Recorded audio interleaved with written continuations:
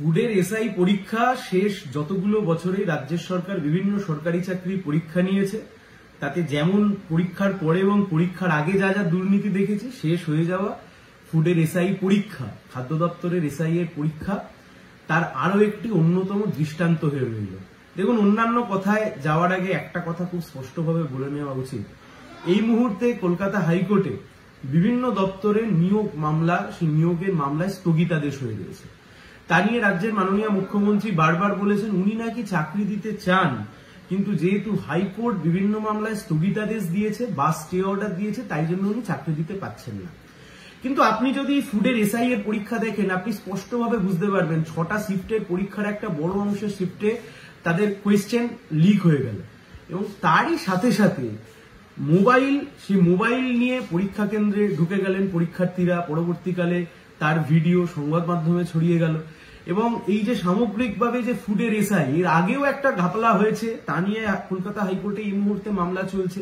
এখন আমাদের কথা খুব স্পষ্ট, রাজ্যের সরকার কি জেনে বুঝে নিয়োগের পরীক্ষাগুলো এমন ভাবে করাচ্ছে বা ইচ্ছা করে প্রশ্নপত্র ফাঁস করাচ্ছে বা ইচ্ছা করে একটা ভুল রেখে দিচ্ছে, যাতে তা নিয়ে কেউ গিয়ে হাইকোর্টে মামলা করে, আর যাতে সেই মামলার ফলে স্বাভাবিকভাবে আদালত যখন দেখবে প্রশ্নপত্র ফাঁস হয়ে গেছে, প্রশ্নপত্র ঘুরে বেড়াচ্ছে, আদালত চুপ করে বসে থাকবে না, আদালত স্বাভাবিকভাবে তাতে স্থগিতাদেশ দিয়ে দেবে।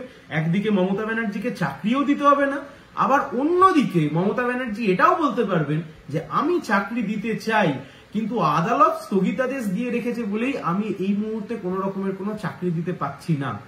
এর আগেও এই যে এসআই এর পরীক্ষা সংগঠিত করছে, এর আগেও এসআই এর পরীক্ষা নেওয়ার জন্য মাঝখানে যে টেম্পোরারি এঙ্গেজমেন্ট করানো হয়েছিল, তাতেও হাইকোর্ট স্টে দিয়ে দিয়েছে। অনৈতিকভাবে, একদম অনৈতিকভাবে এই খাদ্য দপ্তরে চুক্তিভিত্তিক নেওয়া হচ্ছে ছেলে মেয়েদের, কম বয়সী ছেলে মেয়েদের নেওয়া হচ্ছে, 3 মাস 6 মাস কাজ করাচ্ছে, তাদেরকে বসিয়ে দিচ্ছে, তাদের রিনুয়াল করাচ্ছে না, করালে আবার 1 মাস 2 মাস পরে রিনুয়াল করাচ্ছে। এখন গল্প হচ্ছে খুব পরিষ্কার, এই দপ্তরের যিনি মন্ত্রী, সে দপ্তরের মন্ত্রী এই মুহূর্তে জেলের ভাত খাচ্ছেন।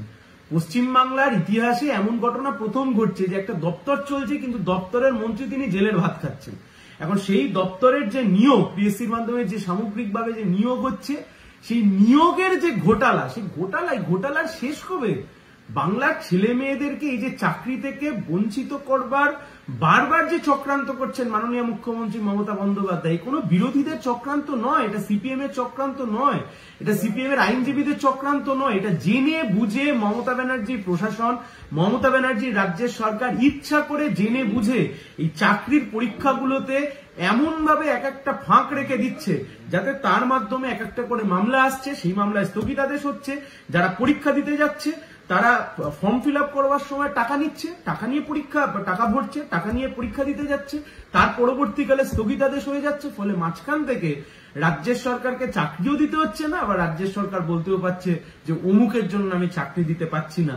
আর আমাদের রাজ্যে শিক্ষিত বেকার যুবক যুবতীরা যাদের চাকরিটা পাওয়ার কথা, তারা মাঝখান থেকে অন্য রাজ্যে চলে যেতে বাধ্য হচ্ছে।